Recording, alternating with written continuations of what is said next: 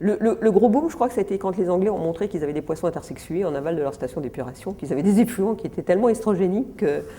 Et là, en fait, les liens ont été faits entre présence d'hormones et puis poissons intersexes, quoi. Au début, on a dit ils exagèrent, les Anglais. Effectivement, leur rivière, c'est que des égouts, donc d'accord.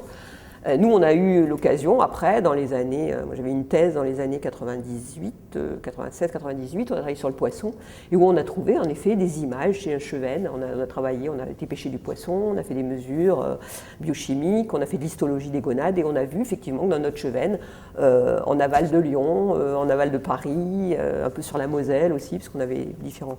On avait des poissons qui présentaient des aspects intersexués, enfin intersexués. On voyait des images de gonades femelles chez des mâles. Mais on voyait aussi chez des mâles normaux, on voyait aussi qu'ils avaient des problèmes des décalages dans l'état des gonades, dans la maturation sexuelle, des choses comme ça. Et après, effectivement, quand on fait les liens avec des hormones sexuelles qui sont rejetées dans les stations d'épuration, etc., on peut faire des liens de cause à effet en laboratoire.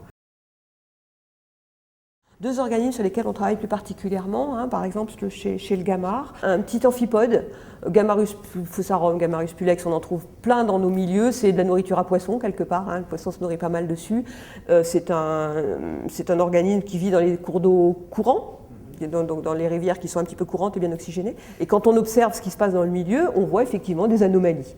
Alors pour l'instant, c'est des observations globales sur des sites présentant des pressions relativement élevées, comme des avals de stations d'épuration de grosses villes, comme des sites présentant beaucoup de pesticides, etc.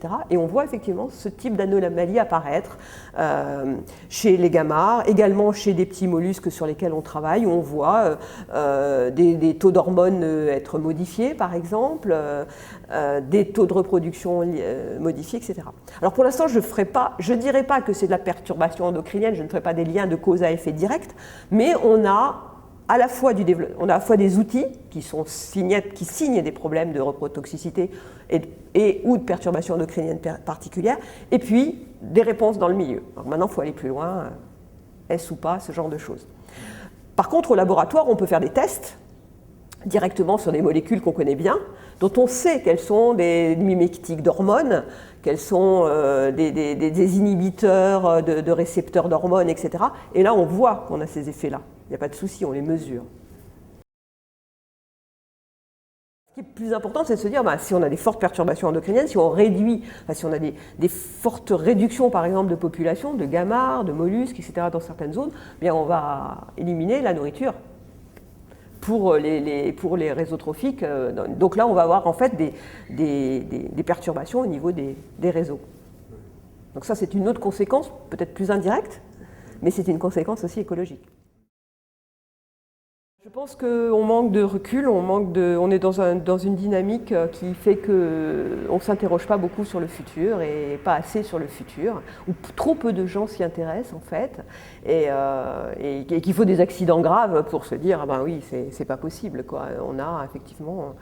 voilà. Bon, difficile de discourir là-dessus, c'est un problème de société, c'est un problème de citoyens. Le scientifique peut dire, oui, je peux faire des relations de cause à effet. Il le dit, je peux montrer des choses, je vous montre des choses, je vous dis qu'il y a des mécanismes. Les choix sont ailleurs, enfin pour moi.